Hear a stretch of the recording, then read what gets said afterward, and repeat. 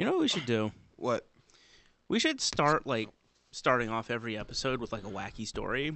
You know, All so right. like I was So I was jerking off with sandpaper. or like I was smoking aspirin the other night, and you'll never guess what happened. It turns out it was actually Xanax. What do you think would happen if you smoked aspirin? Probably nothing. I think you would get insanely sick. Are you kidding me? I know for a fact, though, you will not get high from it. No, of course not. I didn't Or think you would, but it won't do what it's meant to do if you smoke it. Well, yeah, it's not going to be a pain reliever at that point. No. You'll just be a dumbass. Yeah, pretty much. Anyway, so jerking off with sandpaper and smoking aspirin aside, Yes. are we ready to do this? Yeah, I think so. All right. Let me get the sandpaper.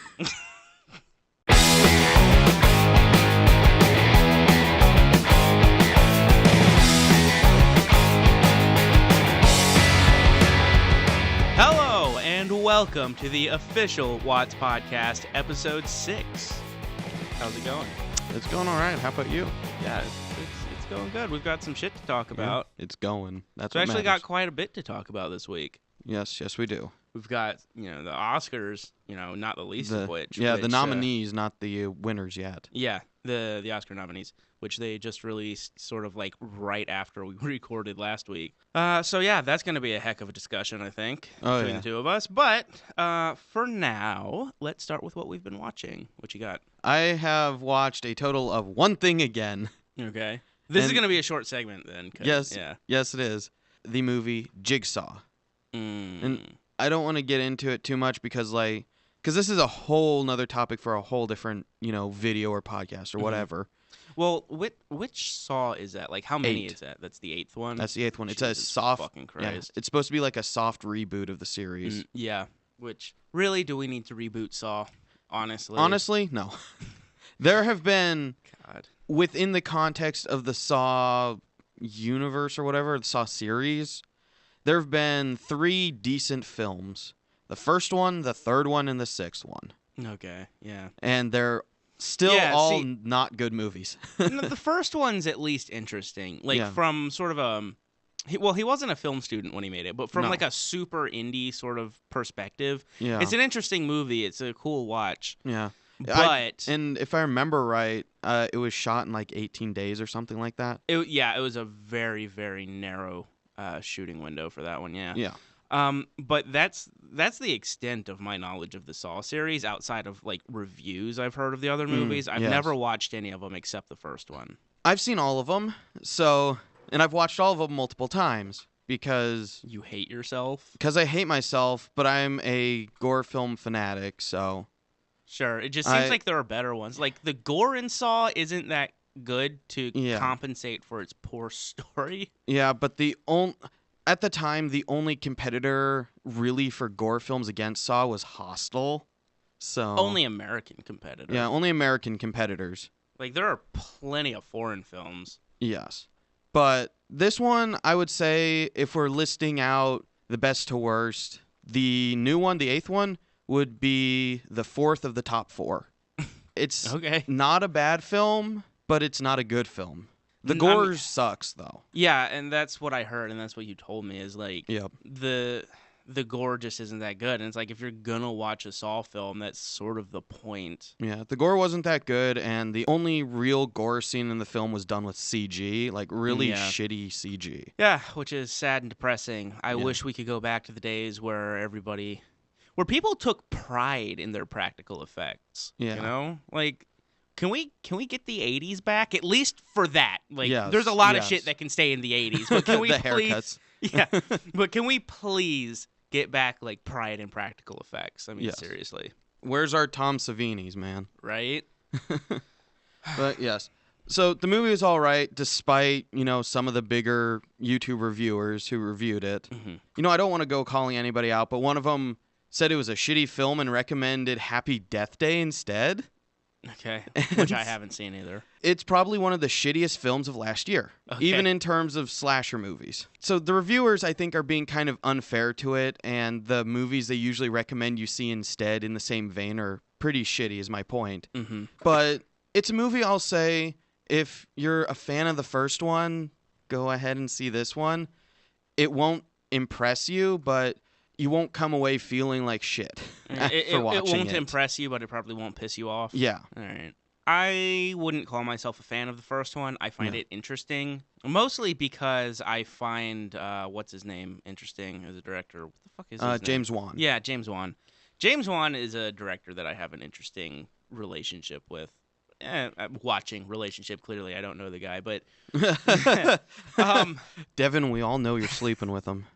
But yeah, like my respect for him just sort of either goes really high or drops really fucking low, depending on his latest film. He's very hit or miss. Yeah, he really is. Like, Saw was intriguing. Death Sentence is fucking amazing. Death Sentence is great. Dead Silence, I think that was a puppet one, was fucking terrible. That movie's awful. Yeah.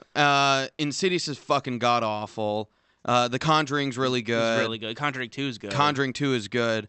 And the Fast and Furious movie he did suck. That was Justin Lin, I think. I don't remember if Justin Lin did the 6th or 7th. No, I'm pretty sure James Wan did the 7th one. Was he the 7th one? All right. So, the 7th Fast and Furious movie kind of fucking sucks. Just, in case you were wondering. But, so that's all you've been watching? Yeah, that's pretty much it. The one thing I will mention again with Jigsaw is that Cary Elwes does not return. He was Dr. Gordon in that. Okay. The dude in the blue shirt. Mm-hmm. He was sort of set up as the new Jigsaw in the 7th film. Yeah, that's something that drives me nuts. And one reason why I don't want to go anywhere near the Saw series is like, can we fucking stop with who's going to be the new Jigsaw? Oh, yeah. That's just such a weird, bizarre fucking concept for a serial killer. Like, somebody has to take his place. Why? The million secret apprentices that he has. God, it's just stupid. Yes. But Tobin Bell, who played John Kramer, Jigsaw in the first 3 films, as Jigsaw, he was in it. I'm convinced he's the only reason people like most of the movies, is because they just like him. Oh, yeah. Tobin Bell is a pretty decent actor for being in Saw films. He hasn't done much outside of them that's of note, but from what I've seen of him, he's a pretty decent actor. Mm-hmm. So, all right. Yeah. So, is that all you had on that? I haven't watched anything else. So, what have you been watching? So, I have been watching exactly nothing. But I have been playing something, which is what I'm going to talk about this week. Yeah. So my movie watching has crawled to a halt due to several things. Life gets in the way from time to time. Yep. But I have been playing an old school point and click FMV game with Francisco. FMV means full motion video. Yes, full motion video. So there full motion video is one of those terms that I will argue with people what it means, but for now. Yeah, it doesn't matter. It doesn't matter. For now, basically all you need to know is that there were a bunch of these games that came out in the 90s. Yes, all shot with digitized actors and sets and stuff like that. They were generally point and click adventure games that used live action actors and sets, or if not live action sets, then photorealistic for the time CG sets. Pre-rendered sets. Yeah, pre-rendered. And so the one I've been playing is Phantasmagoria 2. When Francisco was here a few months ago, we played the first one, and we loved the shit out of it because of how fucking cheesy it was. And we wanted to play the second one. I wanted to play it more than he did because the thing that he liked about the original one was the sort of gothic atmosphere, the big-ass mansion, all that kind of stuff. And the second one loses all of that. The big-ass mansions in video games in the 90s. The CG big-ass man. Like, if you want to talk about CG sets, holy God. Yeah. The second one is more contemporary. Yeah. It takes place in, like, a dude's apartment and just, like, an office building. So, yeah, it doesn't really have the same gothic atmosphere that the first one did. And it's got pretty much nothing to do with the first one. I mean, it's kind of mind-blowing why they even called it Phantasmagoria 2. They could have just given it its own title, But I'm also enjoying the shit out of this one because it's god-awful. I mean, it's so bad that it's good. You know what I mean? I mean, it's hilarious. The acting is better than it was in the first one. Which is a good thing. I mean, the acting's not good. I'm just saying it's better than but here's the thing: whether it's a good thing or not is questionable. Because one of the things that made the first one so entertaining was the batshit crazy acting. Yeah. In this one, the acting is just sort of more one note. Yeah. Like it's just below competent, so it's not nearly as funny. So it was sort of like, which one was Christopher Walken in? Oh yeah, and he was just like completely Under a monotone. Killing Moon. Was that that it? Something like that. It was one of the Tex Murphy games, I think. Yeah, and he was just like completely like deadpan the entire time. Yeah, which is what was so fucking hilarious. You can go look that up on it's YouTube. on Steam if you want to buy it. Yeah, if you want to buy it, it's on Steam. But you could just go look up Chris Walken's clip on YouTube because he's not in the whole game. He's in like one scene of it. But he's hilarious. Fucking hilarious. But yeah, this one I'm guessing about halfway through. So it's only been like it's a horror game, in air quotes, right? Yes.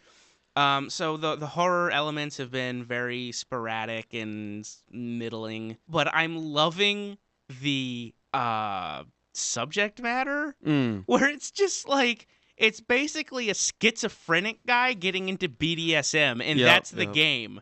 I mean, and it's shocking too because the game has no story. Oh, so it's Hellraiser the game. Yes, it is. No, that's not even. I said that when we were playing it. It's fucking Hellraiser the game. I fucking love those games though because they're just fucking ridiculous. Yeah, like Phantasmagoria 1 and 2, which I've played. Yeah, but like the thing is, I say it's about a schizophrenic guy getting into BDSM. I mean, you can get all kinds of things in your head of what that story could be, right? Yeah. Except that there isn't a story. It's just there's a guy who's basically schizophrenic, and then there's a girl who's into BDSM that he likes. The game gives you no direction. It doesn't tell you what you're supposed to be doing. There's no reason why you're doing anything. You're just sort of walking around, clicking everything on every screen until something happens. That sounds like a 90s point-and-click game. Not all of them were that bad, though. I mean, the first Phantasmagoria wasn't that bad. The first Phantasmagoria gave you a direction. It had a story. You know, you understood generally what you were supposed to be doing. Yeah. You know, and the game was figuring out how to do it. Yeah. This game, you don't even understand generally what you're supposed to be doing. It's just, here's a guy.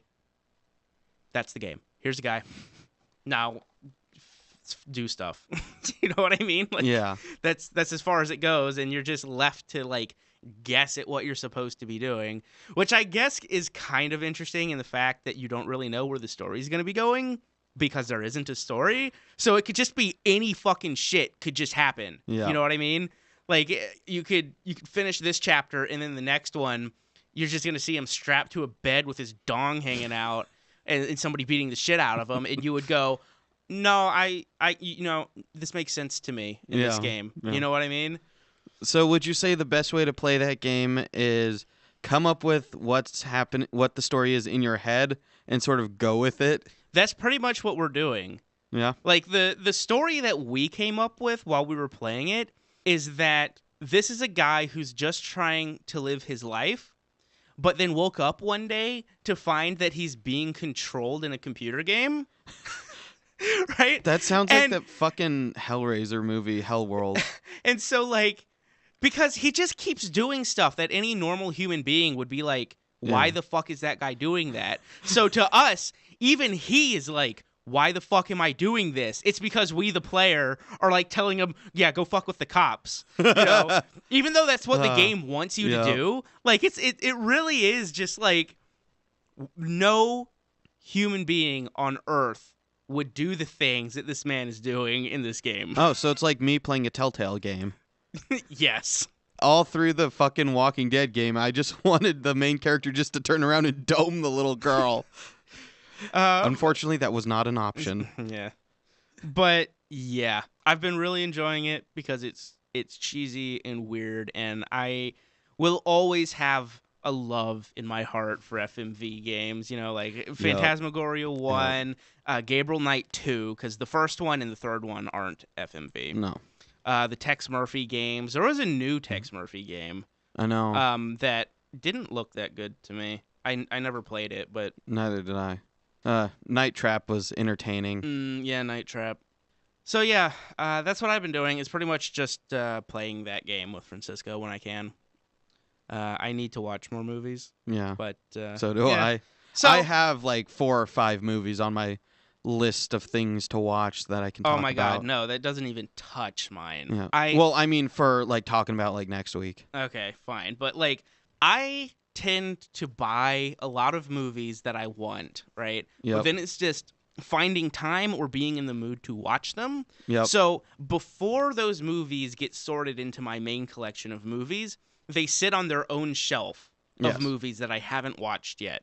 Yeah. And occasionally I'll just look at that shelf and I'll grab one and I'll watch it and then I'll sort it into my main collection. Yeah, I do that too, but I end up looking at that and then I'm just like, I'm just going to take one that I've already seen. Yeah, exactly. That's what I end up doing a lot too. But so I've got like 20 or 30 movies just like sitting there that I haven't watched since I got them. Yeah.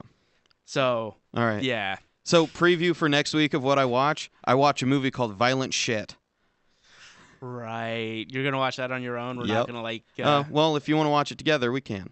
We could. I don't know. It's going to be about like finding time because I have some shit that I need to be doing.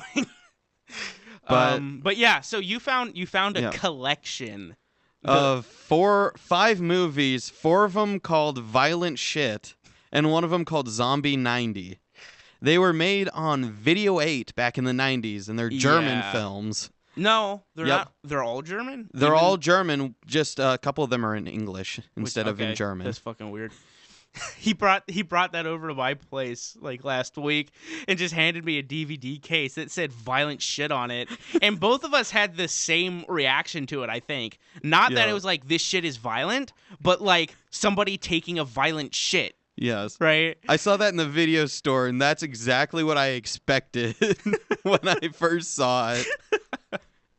So yeah, you'll have to let me and all of us know how at least one of those movies is. Yes, if we do not end up watching it together. Yeah.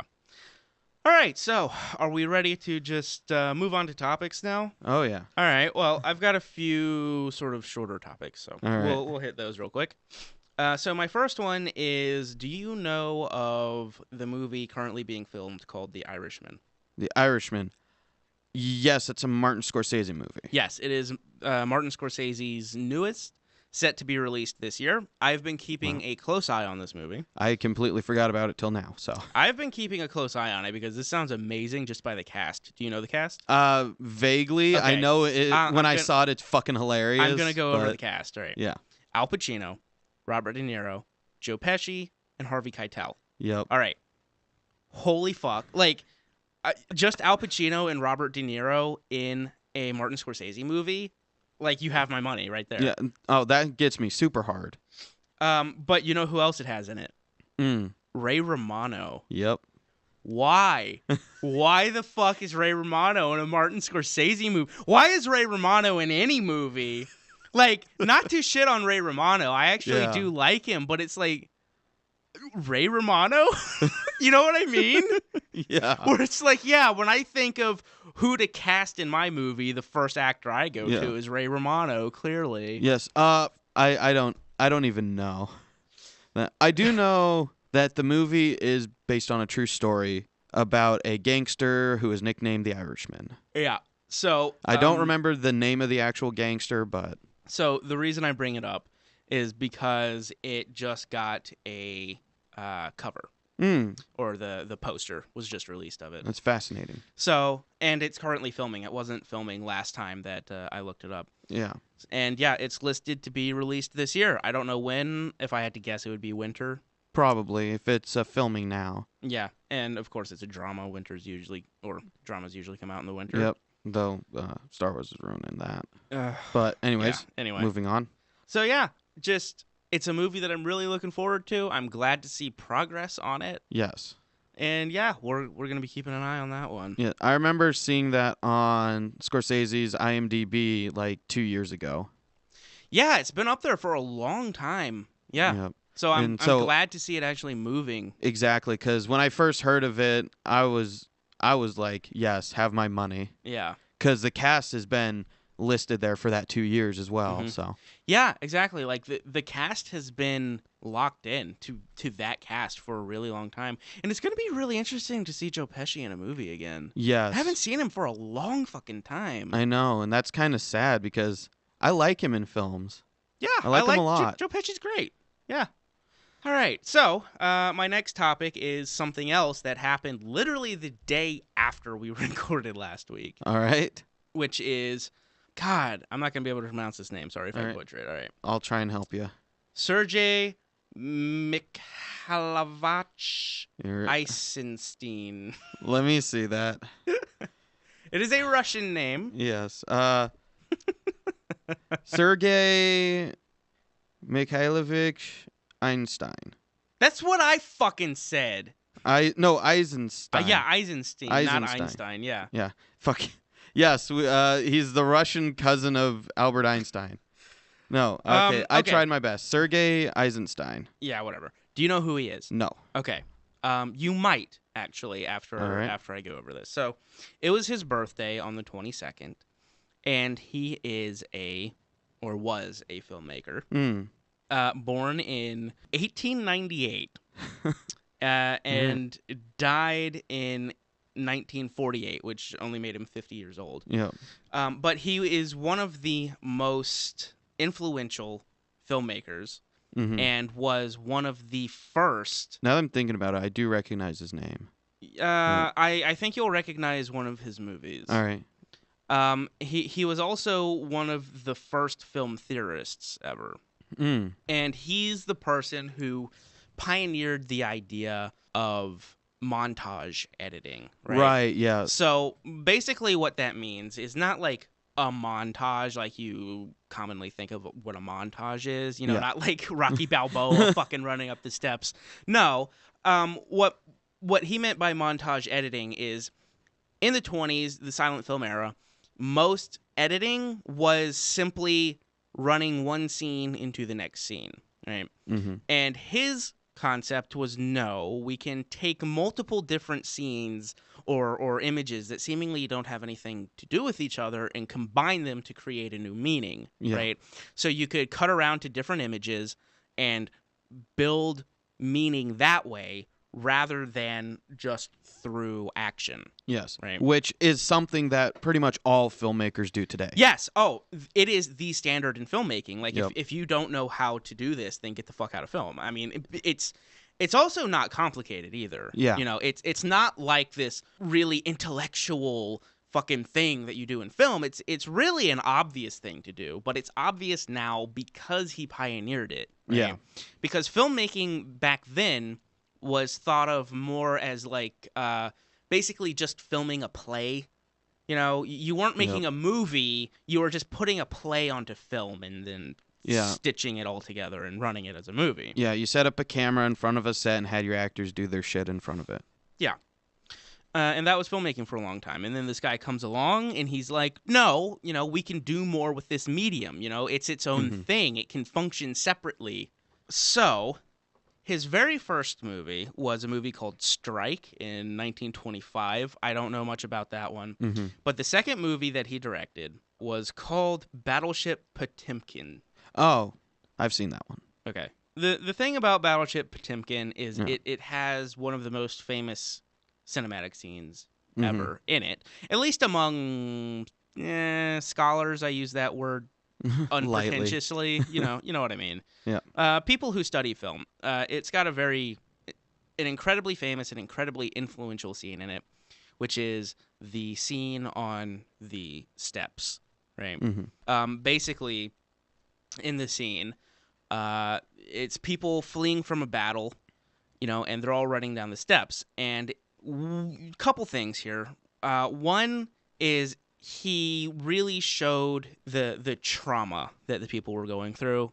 Like the thing was a little boy tripped and fell down on the steps, and then in their panic, people were just running over top of him, trampling him to death. So he really put that forward, which was new for film. But then he also used an editing technique to expand time, which is, again, something that's sort of commonly used now. And I'm not talking about slow-mo.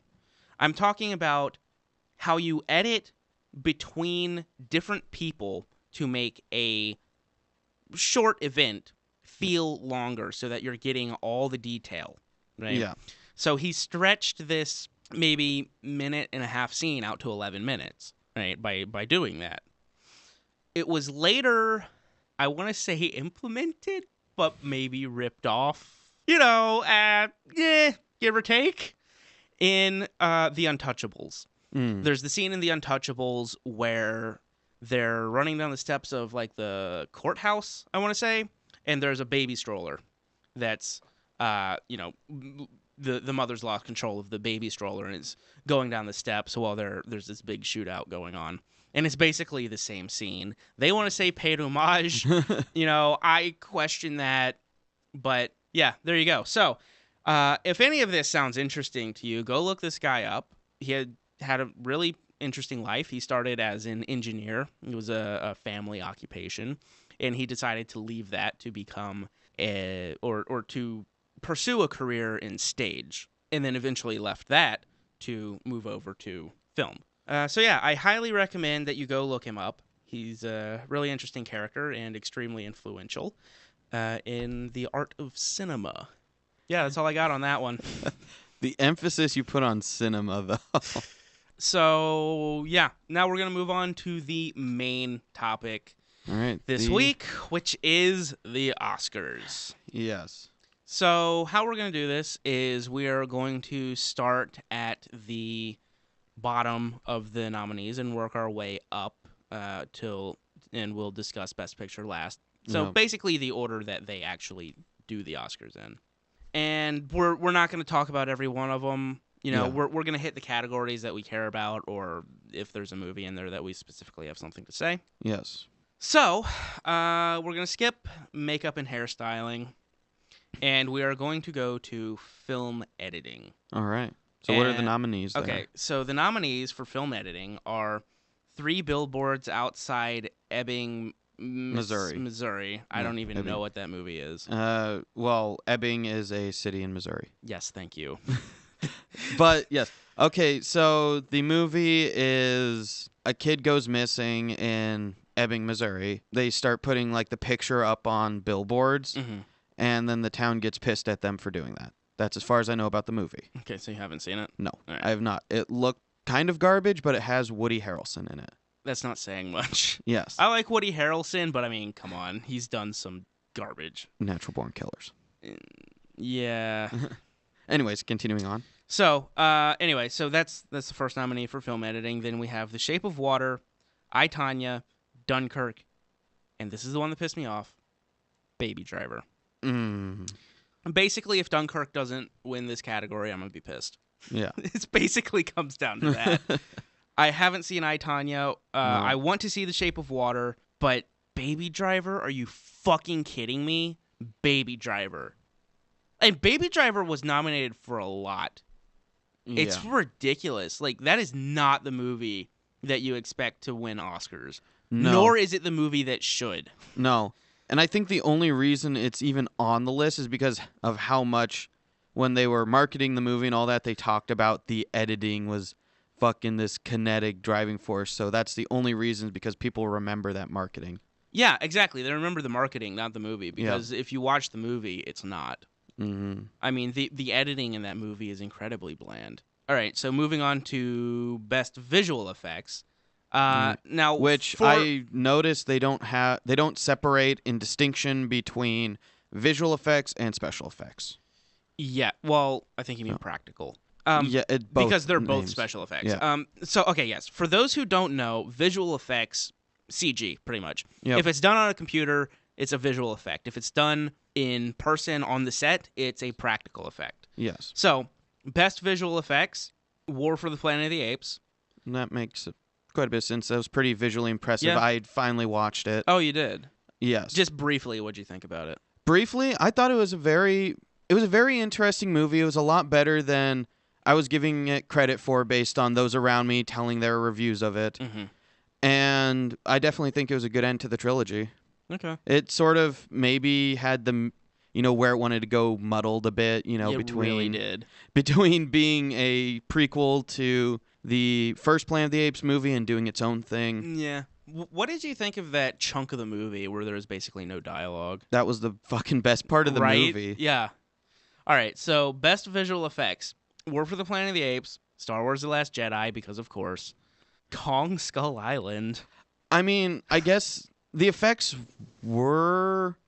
Kong looked so dumpy, though. His proportions were fucking bizarre. Which was done on purpose, I found out. Okay, he still looked dumpy and stupid. I know. I guess the only reason I would even remotely put it towards that category is the amount of texture detailing that they put into it. But that's the only reason. Otherwise, it looked awful. I would put the next nominee in there above Kong Skull Island, which is Guardians of the Galaxy 2. Like, if you want to talk about, like, that texture, thing is... Yeah, that movie's just one big chunk of CG. So. Yeah, exactly. And then, of course, finally, Blade Runner. Yep. If Blade Runner doesn't win this, I'm going to be pissed. Yeah.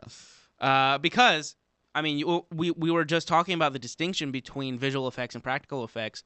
Most of Blade Runner 2049 were practical effects. Yep. You see those huge, cityscapes and things. They're models. Yep. They're not, just some bullshit that somebody slapped together in a computer. Yeah, and this was the reason why I brought up the distinction here was because I wanted to talk a little bit about Blade Runner being practical effects for the most part. Yeah, and it looks very, good. Very impressive practical effects. Very expensive from what I heard. Yeah, there were a few things, like the Las Vegas thing when he's flying over the highway there looked like a miniature to me. But overall, really, really great effects. Yeah. Incredibly immersive. Skipping live action short film, skipping animated short film. Yeah. Okay. So, since these... Wait a minute. What? Okay, so these two categories have the exact same nominees. So I'm just going to talk about them together because they're basically the same thing. So what are the categories? I know they're not the same thing for anybody who wants to get shitty about it, but they're, for all practical purposes, sound editing and sound mixing they may as well be the same thing when you're talking about an award. Yeah. Honestly, I think they should condense it into just one. Just sound. Yeah, best sound. Yeah. So the nominees for both of these categories are exactly the same. So Star Wars The Last Jedi. Of course. Shape of Water. Dunkirk. Blade Runner 2049. And fucking Baby Driver. No! Okay? No. Not Baby Driver. Yeah. I swear to God. Cut the shit. I don't even remember. I think... Is that the only two that Baby Driver has, or does it have more? No, I think it has more. Oh, God. Yeah. So, for this one, I was sort of debating briefly in my head, like, Blade Runner or Dunkirk? Yes, I'm going through that myself, looking at the list. I have to go with Dunkirk. Mm-hmm. I think Dunkirk kicks Blade Runner's ass when it comes to the sound. The sound in Dunkirk is intense. I mean, the sound in Blade Runner is amazing, right? Mm-hmm. But the sound in Dunkirk is just on a whole other level. It's intense. I mean, I saw that in the Arizona Mills IMAX screen. So did I. The sound on that fucking thing, like when the bombers flew overhead, you ducked in the theater. It was incredible. I can never give Dunkirk too much praise as a movie. So... Right. We're going to skip costume design. I'm basically just going to say that Beauty and the Beast was nominated for costume design. Which, I saw that. What the fuck ever. Yeah. That whole movie just looks like people playing dress up. Yeah. If you want to give that an Oscar for best costume design, whatever. Yeah. I mean, what about Dunkirk? Like, I mean, honestly, I don't know that I would say Blade Runner for costume design, but Dunkirk? No, like Dunkirk for sure. You're designing an entire era, and they did it really well. Yep. They did it really accurately as well. Yeah, the uniforms were great. So, best cinematography, we have The Shape of Water. Yep. Mudbound, I don't know what that is. I have no idea. Dunkirk, yep. Darkest Hour, and Blade Runner. I wanted to see Darkest Hour. I didn't get around to it. Same. So, again... and I haven't seen Shape of Water. So again, this one comes down to between Blade Runner and Dunkirk. Yeah. And in terms of cinematography, like that's a hard one because on a technical level, I mean Dunkirk kicks Blade Runner's ass. Yeah. But on an aesthetic level, Blade Runner is stunning. Yeah. That is one that I toss up in my head, and I won't be mad whichever one between the two wins that. Yeah. If I'm going the unbiased route, I think I would have to give it to Dunkirk. Like, I think it edges Blade Runner out by just a hair. But the reason I want it to go to Blade Runner is because cinematography is the only what I would consider like majorly important Oscar that Blade Runner was nominated for. Yes. And that's, I guess, spoiling a bit the later list. Yes, it is, but I just it's frustrating. Me. It's frustrating, and we'll talk about that more when we get up the list. Because holy shit. So yeah, that is the last category that Blade Runner was nominated for. Yep. And that pisses me off to no. Oh wait, no. I thought I'm wrong. It was nominated for one more, which is production design. Oh, so. Yeah, but still, like, yeah. So production design: Shape of Water, Dunkirk, Darkest Hour, Blade Runner, Beauty and the Beast. Yeah, I would have to give it to Blade Runner. Yes, for sure. 100%. So, Best Original Screenplay. 3 Billboards Outside Ebbing, Missouri, The Shape of Water, Lady Bird, Get Out, and The Big Sick. We're going to be talking about Get Out in a little bit. Yes, we will. Yeah, I haven't seen most of these, but I wanted to bring this up because it's noteworthy in that Blade Runner is missing. Yeah. Best Adapted Screenplay. Mudbound, Molly's Game, The Disaster Artist, Call Me by Your Name, and Logan. So this is interesting. People are really fascinated that Logan was nominated for an Oscar. People are like really excited about that. I think it's mainly because a superhero movie was nominated for something. Yeah, exactly. For something outside of like special effects. Yeah. So I have not seen most of them. I saw Logan, but I can't really compare it to Disaster Artist. Between those two, I would have to say Disaster Artist. Just because it's a much better story. Yeah, and that's the thing. Is like people loved Logan. There's stuff about Logan that I like. Yeah. But in all honesty, like it's not very well written. Yeah, it's something where I very much enjoyed it when it came out. You know, something, I guess, a bit different. But the more I look back on it, the more I start finding more problems with it that I just blatantly ignored when it first came out. I think that's true for most people. Like, there's a lot of fucking problems in that movie. Yeah. Which is why that's why that movie drove me nuts when it came out. Is because I wanted to like it. And like there were things that I did like about it, but the things that were so annoying that I didn't like about it were outweighing them. Yeah. All right. So moving on. Skipping Best Animated No, not skipping Best Animated Feature because this is fucking stupid. All right. So Best Animated Feature, Loving Vincent. I don't know what that is. No clue. Ferdinand. Haven't seen it. Yeah, that's the movie about the animated bull. Oh, right. Yeah. I wanted to see it, but I haven't. It looked interesting, but not interesting enough for me to go out and see it in theaters or anything. No, I'm not going to see it in theaters, no. Yeah. I mean, I'll probably go and rent it sometime. The Breadwinner. Coco, of course, because every fucking Pixar movie has to be nominated. And, are you ready for this final one? I'm not, but lay it on me. Boss Baby. What? Boss Baby. Boss Baby was nominated for Best Animated Feature. Like, what the serious fuck is happening over at the Oscars? I don't know, but I did want to bring up Netflix has a Boss Baby original series. What? Yeah, they have their own series based on Boss Baby. I saw that on Netflix. Fucking dumbest thing. Anyways, I saw Boss Baby. That just makes me sad and depressed. Anyway, sorry. Anyway, I saw Boss Baby for one reason. When they trip out.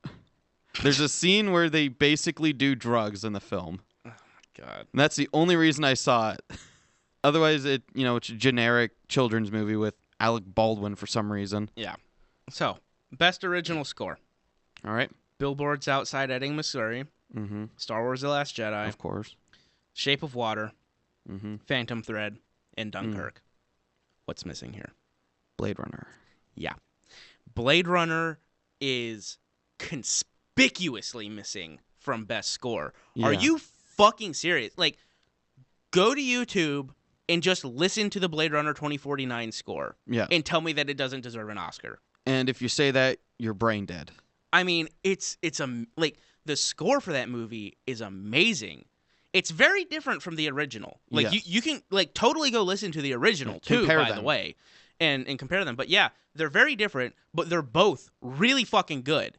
And for being as different as they are, they both feel like Blade Runner, right? The original is more in the high end, There's more treble going on. Yeah. In 2049, there's it's a lot more much bass. more in the low end. Yeah, there's really heavy, rumbly, droning bass. Yes. And it's an amazing score. And the fact that it's not nominated for best score is insane. Yeah. It's insane. Especially for me when I love like the ambient music like that. Yeah. And stuff like that. Like, yeah, so do I. That drives me fucking nuts not seeing it on there. So, I mean, yeah, I guess I would give it to Dunkirk for this one. Yeah. But I mean, Dunkirk's score was good. Like, don't get me wrong. Dunkirk's score is good. It has a really good sense of tension. That constant tick, tick, tick, tick, tick, tick, tick that you have throughout the entire movie. It's not until you get to the very end of the movie when they're on the train and the guy falls asleep and it goes dead silent that you realize you haven't actually heard silence for the entire movie. And that right there is very interesting, especially in a war film when you realize, like, think about that, And the score is great. It really is. But I'm sorry, just Blade Runner was better. Oh, yeah, for sure. But Blade Runner's not on the list, so I would think Dunkirk. So, yeah, I would have to give it to Dunkirk. Like, Dunkirk, like I said, is a great score. But yes. Blade Runner was just better. Skipping original song, skipping documentary feature, documentary short, skipping foreign language film. Okay. Best director. All right. Guillermo del Toro for The Shape of Water. Paul Thomas Anderson for Phantom Thread. Yep. Greta Gerwig for Lady Bird. Jordan Peele for Get Out, which we will get to. Yep. And Christopher Nolan for Dunkirk. You know what's missing? Denis Villeneuve for Blade Runner. Like, I don't mean to sound like a broken record, but what the fuck happened over at the Oscars? I don't get it. Nobody goes to see Blade Runner in theaters, and then it's just completely ignored at the Oscars. What the fuck happened? I have no idea, but it's starting to feel like some vendetta against Denis Villeneuve. Really? Right? Yeah. Every time a movie from him comes out, it seems to get overshadowed and ignored. Yeah, because Arrival didn't get shit either, did it? No. So, yeah, I mean, for this one, you got to give it to Christopher Nolan. Mm-hmm. That being said, I haven't seen Phantom Thread. That's true. Paul Thomas Anderson is a good director, but it's another director that I have a love-hate relationship with. Because, I mean, you watch The Master, and it's like you want to like it, but then not really. I'll talk about it a little bit when we get later on down this list. Okay. So, yeah, for Best Director, would have to give it to Chris Nolan. Would give it to Denis Villeneuve had he been nominated. I'm going to go ahead and I'm going to skip Supporting Actress and Supporting Actor. All right. And we're just going to get into the lead actor and actresses. So, actor in a leading role. Denzel Washington in Roman J. Israel Esquire. Okay. Yeah, it's like a courtroom film. Yeah, which I'm intrigued that that's the only thing it got.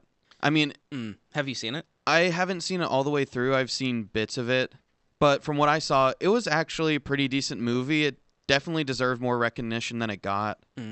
Yeah, I have mixed feelings about Denzel Washington. Yes, sometimes sure. I don't like him more than I do like him, but when I like him a lot. So yeah, I have not seen that. So Denzel Washington, Gary Oldman for Darkest Hour, which again I haven't seen but really want to. Yes. Daniel Day-Lewis for Phantom Thread. Mm-hmm. And Timothy Chalamet for Call Me by Your Name. Yeah, I don't even know how to say his last name. So yeah, I couldn't begin to really discuss this one because I haven't seen any of the movies. Not that I don't want to. Like there are some in there that I've been meaning to see. It's just, yes, Darkest Hour is time. at the top of my list for me out of all these movies that I haven't seen. Cause yeah, okay, you know what? For since we can't really call which one deserves the Oscar, which movie of these do you want to see the most? I want to see Darkest Hour the most. Okay, I am a history fanatic when it comes to World War I and World War II. And, I consume all media when it comes to those. Video games, books, movies, television shows, whatever. And so that, above everything else that's on the nominations, I want to see Darkest Hour. Yeah, me too. And, I really like Gary Oldman as an actor. Oh, yeah, Gary Oldman's great. So I left out Daniel Kaluuya for nominated for Best Actor for Get Out, which, again, we'll talk about. Yeah. Actress in a leading role, Meryl Streep in The Post. Mm-hmm. Saoirse Ronan. I butchered the Lady fuck Bird. out of that name, but for Lady Bird. Yeah. Margot Robbie for I, Tonya. Wait, Margot Robbie? Yeah. I didn't... last thing I knew she was in was fucking Suicide Squad.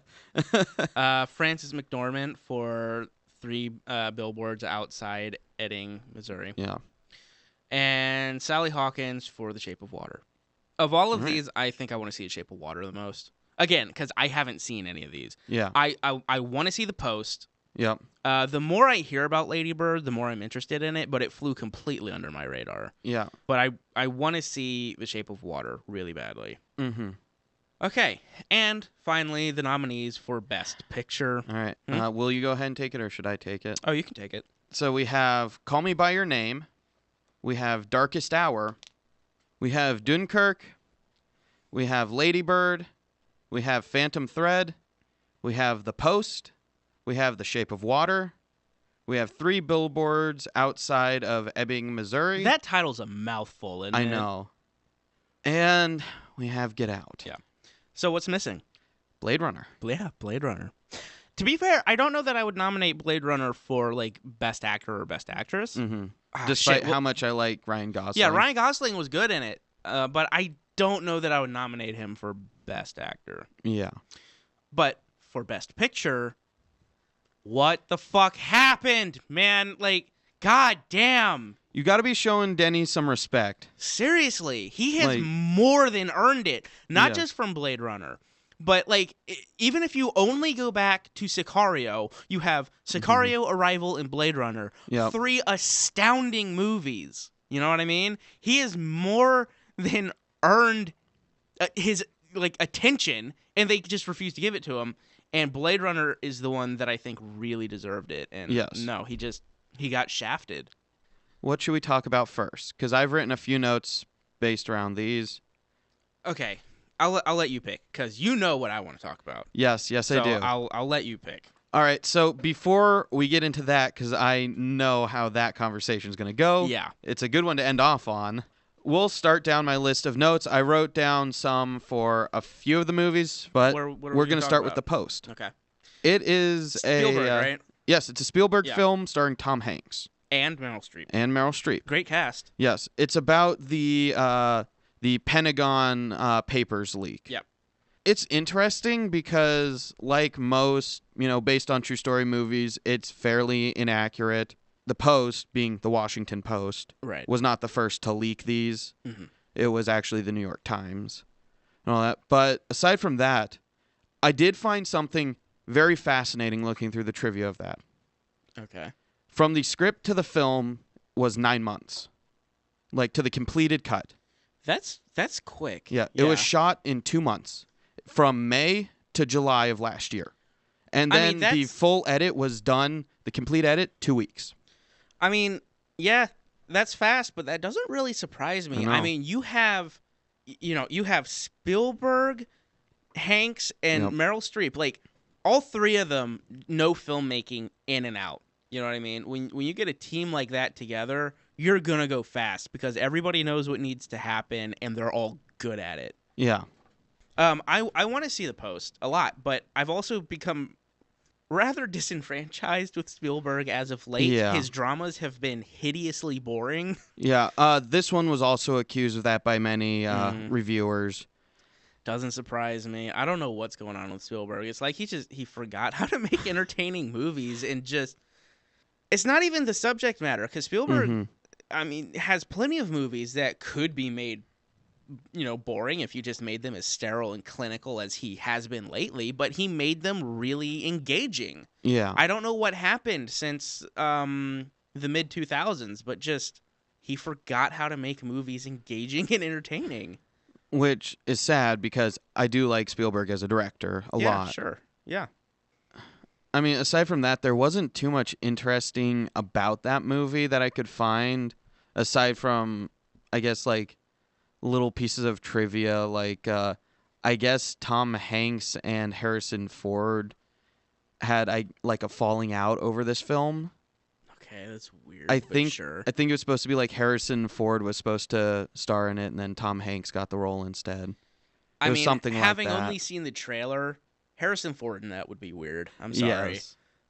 Yeah, I don't know the full story on that. That's just something I and saw also, briefly. It's a Spielberg movie, and you as an actor are competing against Tom Hanks for casting. Mm-hmm. Tom Hanks and Spielberg are best fucking friends and have been for the past 30 fucking years. Yeah. You think you're going to win out over Hanks, who is, by the way, also an incredible actor? Yeah. The next movie that I've written down here, Phantom Thread. Yep. That, Paul Thomas Anderson. Yeah. I find it interesting that it's already been nominated for a fuck ton of other awards, for other festivals and stuff, and it's won 20 of them so far. Mm-hmm. But it's also supposed to be Daniel Day-Lewis's last film. Yeah, but how many fucking times, though? Like, what was it? Gangs of New York, I think, was supposed to be his last film. But then he did Lincoln, and that was supposed to be his last film. Then he did fucking... Then this. This is his... No. There Will Be Blood. Also, right. Right. Which no, was There Will Be Blood. Lincoln. Yeah, that was before Lincoln. That was before. But still, so... This guy is always on the verge of quitting the fucking film industry. He'll come back, he'll make a movie, and then everybody loves him, and he wins an Oscar, and then he goes back to cobbling shoes. Yeah. Which, yes, that's what he went to go do. He is a fucking shoe cobbler. Yeah. Which, I mean, all the power to him. He's doing something he loves, fine. But then don't... Enough with the shit, you know what I mean? So, like, either you're acting or you're not acting. Don't keep telling me you're leaving and then you fucking come back in 5 years and you're like, hey, I'm here just to steal the Oscar. Peace out, bros. Yeah, so do you think we're going to see him in another film in like 4 years? Yes. Because that's been There Will Be Blood, then 4 years after was Lincoln. Now this is 5 years after that. No, I guarantee you this is not his last movie. Like... Yeah. I mean, this is a guy who loves acting. I don't know why he keeps wanting to leave. Fuck if I know, but I thought that was pretty funny. Yeah. Well, the only other note I have on this is that this is the first film that Paul Thomas Anderson's done that's set primarily outside of his home state of California. Mm. I just thought that was interesting. All of his other movies have been... true, yeah. All of his movies sort of take place in California, yeah. Yep. All right, next thing, Lady Bird. I don't know almost anything about this movie. It's a coming-of-age story about a girl at 17. Okay. I don't really know too much. Aside from that, I know bits and pieces here and there. It's a movie that really flew under my radar. Yeah. But there was some interesting trivia, I guess, with that. The director, Greta Gerwig, also wrote it. Her first draft of the script was 350 pages long. Holy fuck. Okay, for those who are unaware, the basic rule of thumb for screenwriting is that every page roughly amounts to 1 minute. Yes. Right? So 350 pages is 6 hours. Yeah, that would be about a 6-hour movie. So how long is it? Is it 3 hours? I think so. It's like 2.5, 3 hours. Lady Bird is an hour and a half. It's an hour and a half? Oh, wow. It's really short. They whittled it down from 360 pages to 90? Holy fuck. Yes. All right. This last piece of trivia is that in the film, there's some pictures the main character has on the wall of two bands. Bikini Kill and Slater Kinney. They're both two female punk bands from the 80s and 90s.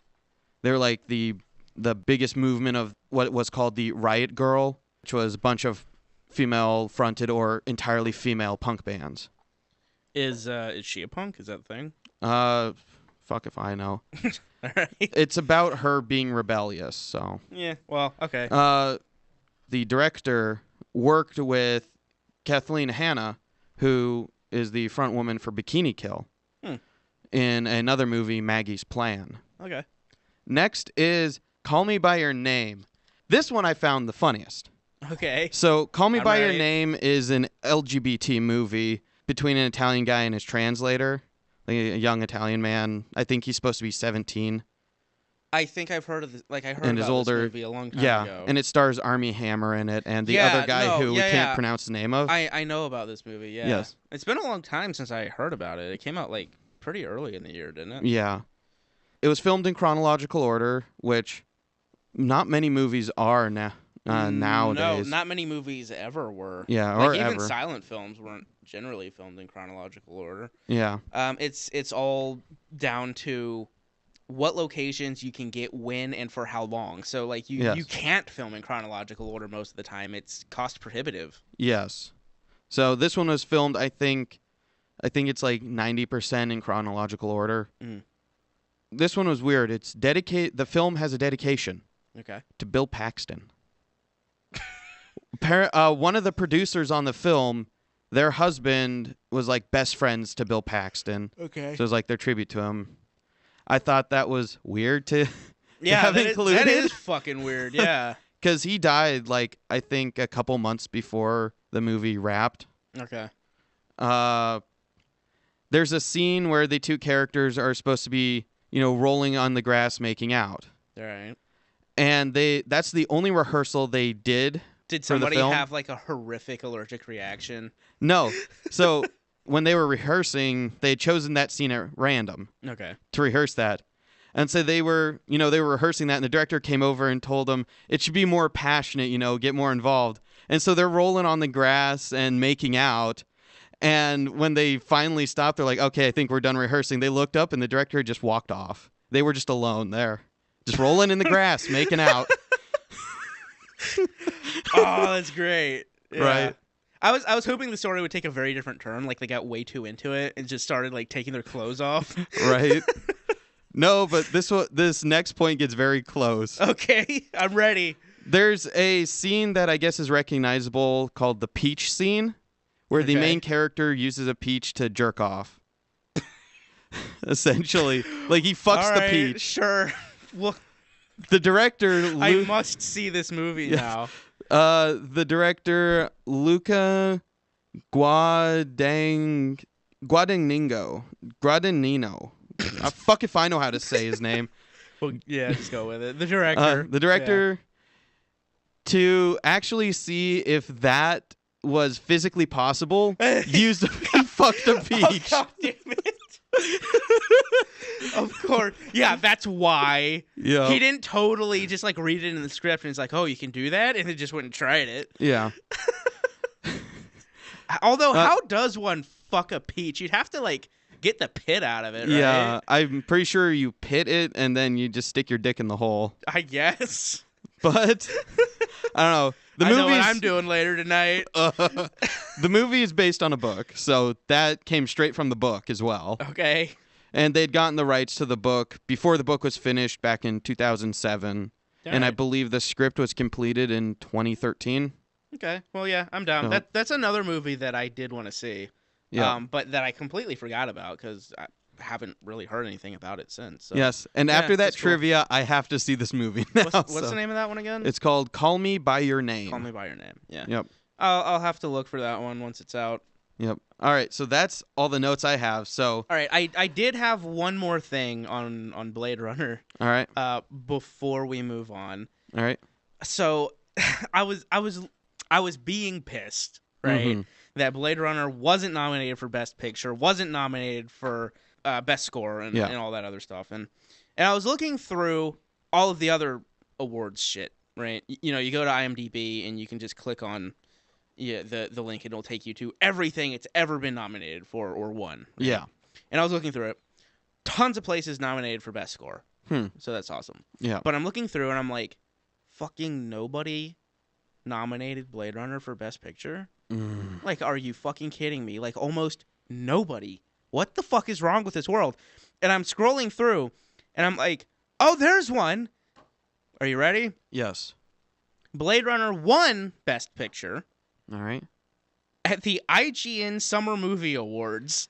Oh, IGN was the only one who nominated it? IGN Summer Movie Awards, and it won. I mean, at least it won, but IGN. Like, why? I mean, like, fine, somebody recognized it, great, but why IGN and why only IGN? What the fuck is wrong with this world? And we're about to discuss more about what's wrong with this world as we move on to our final topic of the Oscars. Get Out. Yes. Do you want to start or should I start? You can start. Okay. Do I have to? Yes. All right. So we talked about Get Out at one point. Yes. Second episode, the year-end roundup. Yeah, that's right. And we shit on it then, and we're going to shit on it now. Yes, we will. So, Get Out. I thought it was like this flash in the pan. You know, it struck a nerve politically. Yeah. And so people just sort of liked it because of that, and regardless of everything else. But to see it nominated for Best Picture blows my mind. Like, we're going to nominate an overtly racist movie for Best Picture? Really? That's where we are right now? Like, what if this movie had been made from the opposite perspective, right? And it was a black family that was turning white people into slaves, and it was all about how black people are evil and how white people are good. Yeah. If that movie had been made, first of all, the director would have been assassinated. Oh, yeah. And then if it had been nominated for Best Picture, there would be massive protests at the Oscars. Right? But because it's the other way around, and it's basically white people are evil and black people are good, suddenly it's nominated for Best Picture and everybody's like, yeah, great. You know, this movie deserves it somehow, even though underneath the political bullshit, it is a bland, generic, completely ordinary thriller, not even well made. And the problem is, what really pisses me off is you can't even talk about this. Like, how many people do you think are going to hear this and just call me a racist? Oh, plenty. And that's what the problem is like you can't even talk about it without being called a racist or a white supremacist. Like, oh, you know, you just want white people to be the heroes of every movie and black people to be the villain. No, I want neither to always be either the hero or the villain. Yeah. They're just people, you know? Can we please cut the political shit and stop making racist movies, whether it's racist towards black people, towards white people, towards Mexicans, towards anybody else. And for the love of fuck, when one gets made, stop praising it, right? Like, just because it's racist against white people, you know, people are like, oh, we have to like this or we'll be called racist. And that's exactly what's happening. And I think even the last time we talked about this, I compared it to Brokeback Mountain. Yes. Where it was like, if you dared to say that you didn't like Brokeback Mountain, oh, suddenly you're a homophobe, right? It's the same fucking thing with Get Out. And it pisses me off to no fucking end. It really does. I think this was a time coming because people have been primed by some of the other movies that have come out that have been in the same tone but to a lesser degree. And I would okay. Yeah. Before we get into that, what I want to also make very clear is I do not believe that Jordan Peele is racist. I think that this movie is just a product of the current political atmosphere. Like, I'm not trying to accuse Gordon Peele of being racist. Gordon Peele. Gordon. What's his fucking name? Jordan. Jordan, sorry. I'm not trying to accuse Jordan Peele of being racist at all. Yeah. I don't think he is legitimately. I'm not a huge fan of Key and Peele, but I've seen some sketches, some stuff that they've done on race, it's etc. And I've never been like offended by any of it. I never got like that sort of vibe from them. Yeah. I think that this movie is just a product of the current political environment, and I think that he made it with that in mind and didn't give any thought to the other side, right? Yeah. So I don't think he's racist. And to what you were saying is that audiences have been primed. Yeah. I kind of get that. There's been a couple movies that have come out. Like the one I want to bring up is the remake, I guess you could call it, of Birth of a Nation. Okay, I was going to bring that one up last. All right. Because we have, I think there were 2 others, and I don't remember the name of one of them, but there's also 10 Years a Slave. Yeah, 12 Years a Slave. 12 Years a Slave, sorry. Which was a good movie, by the way. That was actually a really good movie with a few sort of quirks, shall we say, like, why the fuck is Brad Pitt just like a magically nice white man? Yes. A little bit weird, but I mean, he's whatever. not a magically I'll nice take white it man. because the movie is really good. Yes. And there was another one that I do not remember the name of. It's gonna piss me off, but whatever, doesn't matter. Yeah. But then we had the remake of Birth of a Nation. So, how into that do you want to get? Not too into that. Do you want to talk really about the original? Let's briefly just gloss over the history of the movie, and all right. So the original Birth of a Nation it came out in 1925. Silent film. It was a silent film. It was the first epic ever made, as far as I know. Yes, which is kind of weird because it was a Ku Klux Klan funded film. Yeah. Yep. Yeah. And so, it was like 4 hours long too. Yes, it was 4 hours long, and there weren't any black actors in that. Actually, it was a bunch of white people dressed up to look black. Blackface, yeah. And weirdly enough, it ended up just sort of being there for the time. From what I remember. Yeah, from what I know, like in the time that it was made, it wasn't like hailed as like a great movie. No. Other than the fact that it was like this big war epic. Mm-hmm. And yes, it was a war epic. It was about the Civil War. Mm-hmm. And it showed warfare and all that kind of stuff. So but it's even talked about now in historical context and all that. But it's discussed now amongst filmmakers in a positive light, aside from the racism. Yes. Right? They discuss the filmmaking in a positive light, not the subject matter. Yes. Because the subject matter, it definitely within film history classes and stuff like that, and just filmmaking classes. Yeah. The first thing I think that all the teachers say is, we're going to be talking about this movie. Yeah. It's extremely racist. We do not condone the racism. Yeah. And of course, we don't condone the racism at all. Either. No, like it's fucking horrible. But in terms of filmmaking for the time, it was incredibly impressive. Yes. Now we shoot forward to, was it 2016 that it came out, or 2015? Yes, it was 2016, I think. Okay, so they remade it. Yes, and okay. First of all, my question is, who the fuck looks at that movie and is like, we should remake that? Yeah. What brain does that fucking come out of? I mean, honestly. I don't even know.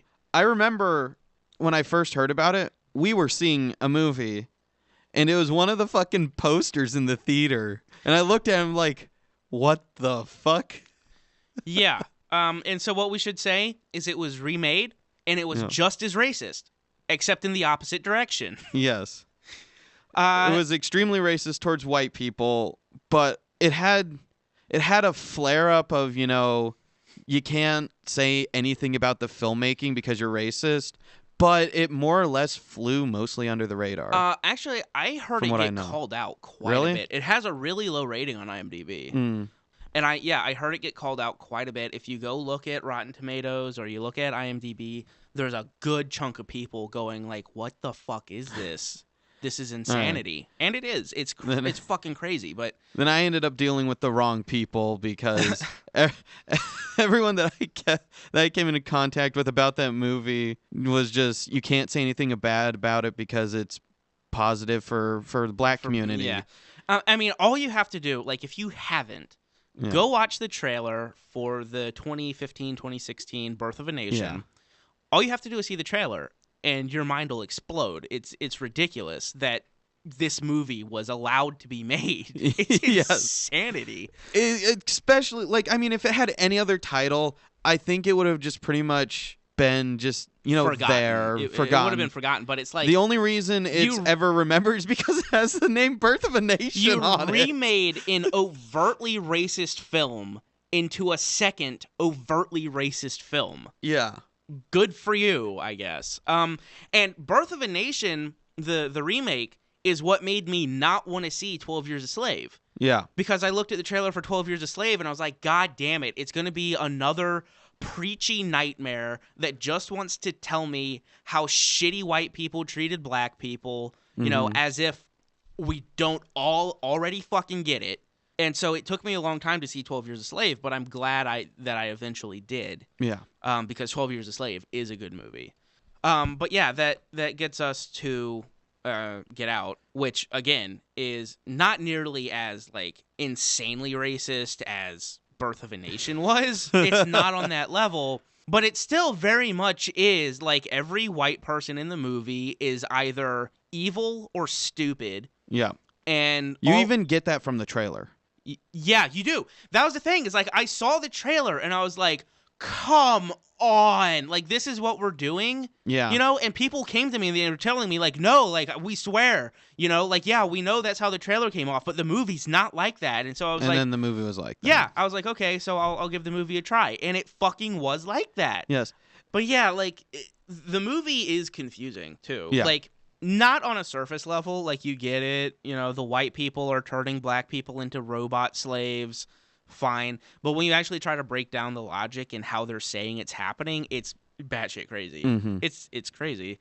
And then, of course, the overall message being that, look how badly white people treat black people, and it's like, what decade are you living in? Yeah. I mean, yes, there are still problems, but then deal with those problems. Mm-hmm. Don't make a movie, a contemporary film that takes place in modern day, that's trying to make the point that white people still treat black people like slaves. Are you fucking crazy? Mm-hmm. There's so much that I could say, and it's just, the fact that it was nominated for Best Picture just hurts. That was nominated for Best Picture, yet Blade Runner is nowhere to be seen. Yes. If I had to reorganize the list, it's a pretty solid list. Just replace Get Out with Blade Runner. Yeah. And what hurts the most, too, is, like, yes, the movie's overtly racist, but it's also just not even a good movie. Even if you remove that element from it, it's just not a good movie. It is a bland thriller that's not particularly well constructed. Yes. It has a few good shots, I'll give it that. Like, the shot of him, like, in the chair, holding onto the chair with his eyes, like, bug-eyed and crying. Yeah. That's a great shot. It's fucking creepy, And that's one of the shots that kind of sold me on wanting to see the movie, is like, okay, that's cool.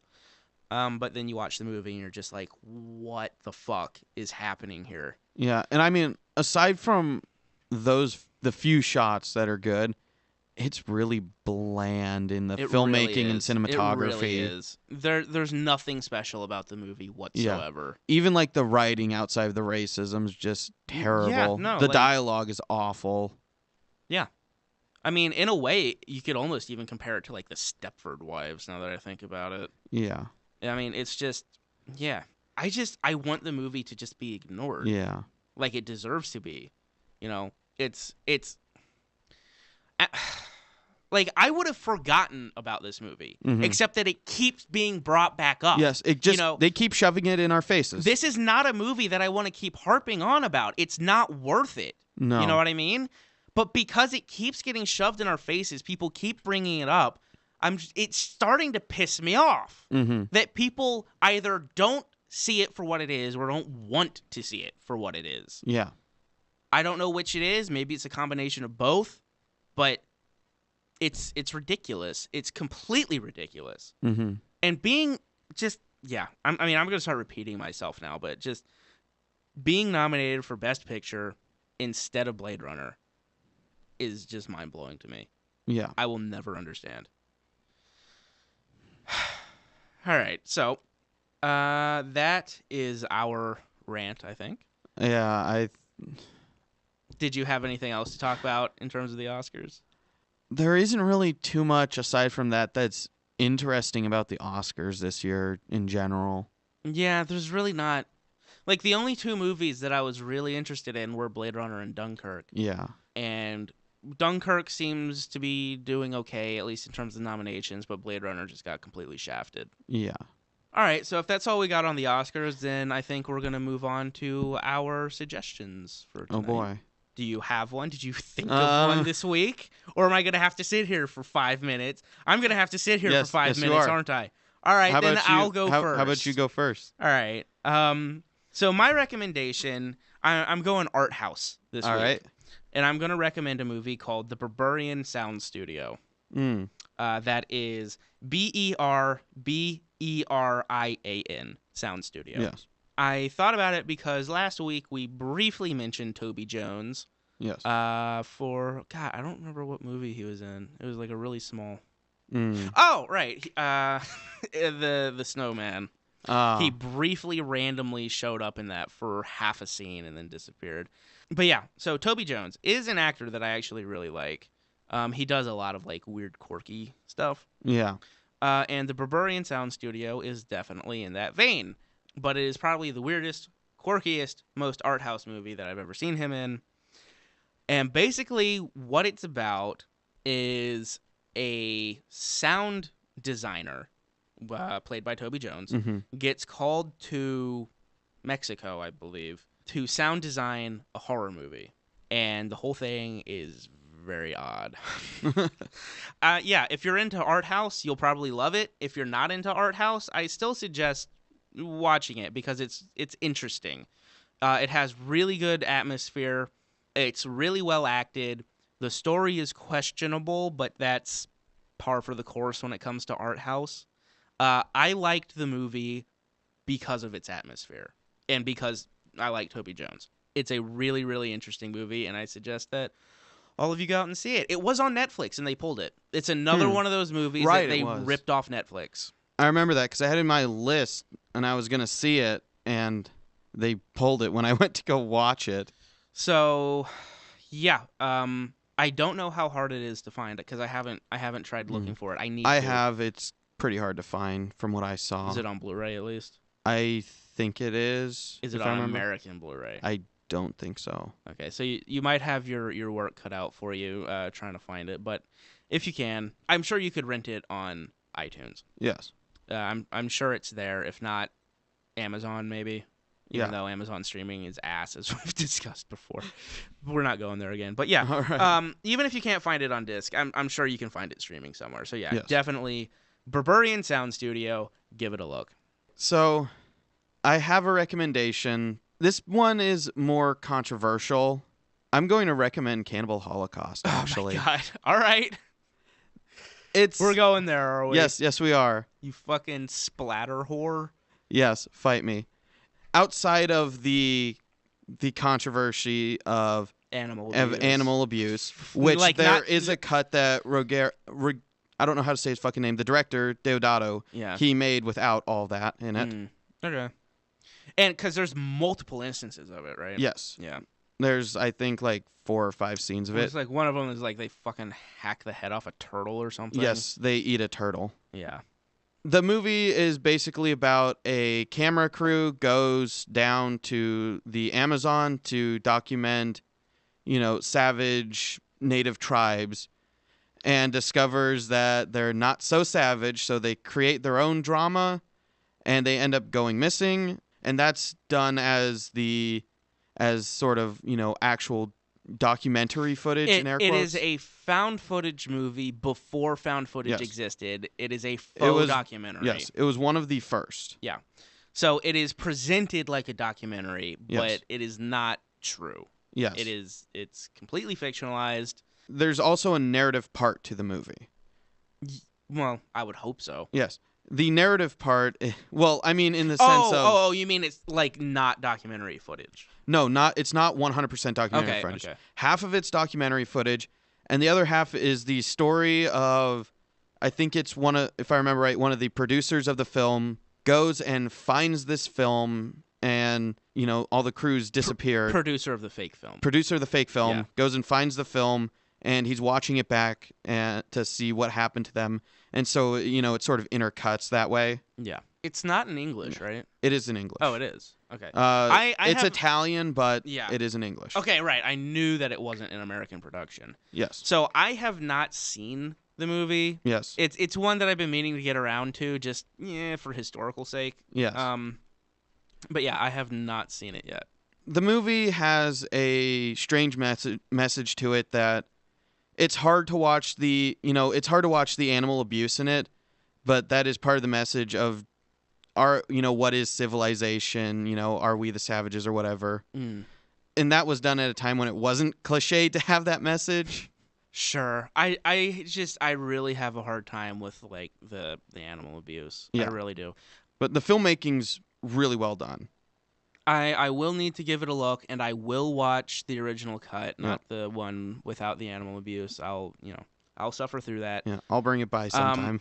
So tell me what kind of releases it has. Is it on Blu-ray? Is it a good transfer? It is on Blu-ray. It is a pretty solid transfer. Okay. It has a special edition. It is not through Arrow. It is through Grindhouse Releasing, the original company. Okay.